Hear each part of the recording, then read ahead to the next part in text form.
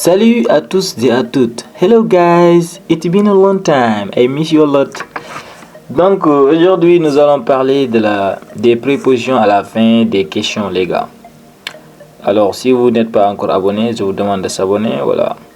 Et à la deuxième partie nous allons parler de la voix passive et de la voix active. Mais une petite remarque à faire parce qu'on avait fait une vidéo sur ça. Voilà. La première question, c'est what do you talk about? Donc vous parlez de quoi? Donc about, amenez le about. Ça vous aidera. Donc mais ne dites pas what do you talk. Ok. Voilà. Ou bien si vous aviez what do you talk about? Who do you talk to? Who do you talk with? You know? Or with whom do you talk? With whom do you talk? C'est possible. Si vous avez voilà, ou bien vous dites who do you talk with? Ça c'est la préposition qui va compléter le sens de votre phrase. Toujours. What do you listen to? You know? What do you listen to? Sometimes vous entendez les gens dire what do you listen? Qu'est-ce que vous entendez? Ou qu'est-ce que vous écoutez? Mais en anglais ici, what do you listen to? Because on dit to listen to. I listen to someone or something. What do you listen to? Which team do you play for? Vous jouez pour quelle équipe? Donc, dans ce cas, which team do you play? Seulement ne suffit pas, mais le for, ça vient compléter pour. Donc, which team do you play for? What are you looking at? Yes, les gars. Look at the picture. Je vous dis, look at the picture. Look at the table. Look at that student. You know? Look at me. Donc, look toujours va avec at. Donc, si vous posez la question, les gars, n'oubliez pas la at. What are you looking at? What do you look at? You know? That's good. Where do you come from? To come from. Someone, d'où vous venez? Mais où vous venez? Non. Where do you come from?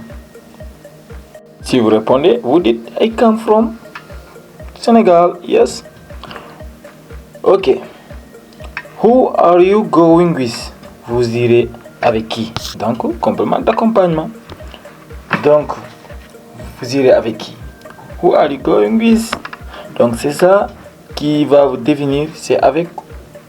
Who are you waiting for? I'm waiting for Dramé. I'm waiting for Diallo. Who are you waiting for? Vous dites à qui vous attendez. Donc, to wait for, wait for me. Je vous dis, wait for me. Attendez-moi, wait for. Donc, si vous posez la question, les gars, n'oubliez pas le for. Who are you waiting for?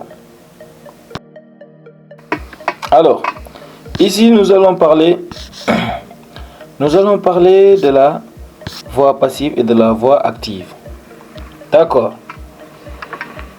Donc, si vous avez deux compléments, two objects. Ali gives me a car. Donc, me, c'est un complément. A car, c'est un complément. Donc, en français, on peut différencier si c'est un complément d'objet direct ou bien d'objet indirect. Mais ici, il faut remarquer tout simplement que vous avez deux compléments. Ali gives me a car. Ali m'a donné une voiture. D'accord. Un car. Maintenant, si vous voulez faire la voix passive, je vous avais dit toujours vous commencez par le complément. Donc, a car. Mais ici, il y a deux compléments. Donc, vous avez la possibilité de commencer par le premier ou bien de choisir le deuxième. Donc, moi, j'ai commencé par a car. A car. Je vous avais dit si vous avez gives. Gives, c'est présent. Donc, vous avez to be au présent. Is. Et vous amenez le participatif de to give, c'est given. A car is given. Maintenant, on avait dit me. Donc, les gars, ajoutez là-bas to. To me by Ali. A car is given to me. Donc, c'est ça l'importance de to.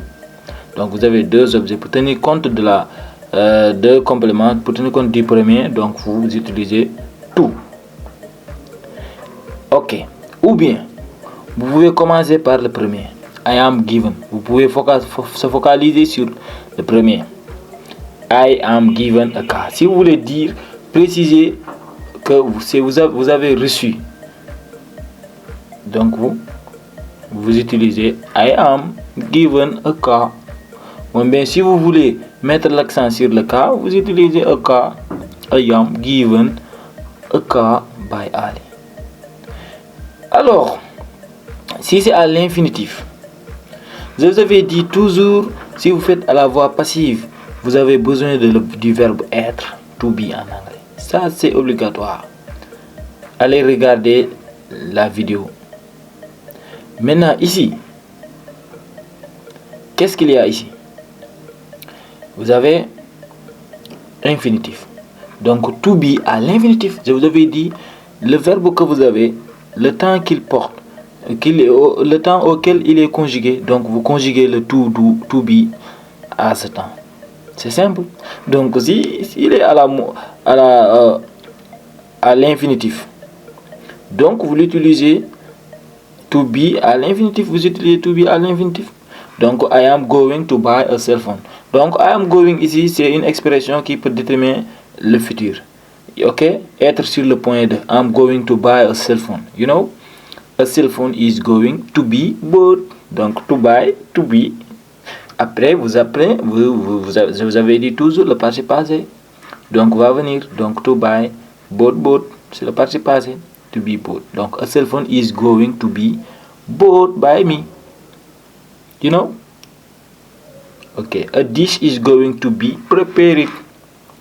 A computer is going to be destroyed. Les gars, je vous aime bien, hein, mais abonnez-vous s'il vous plaît. Alors, merci.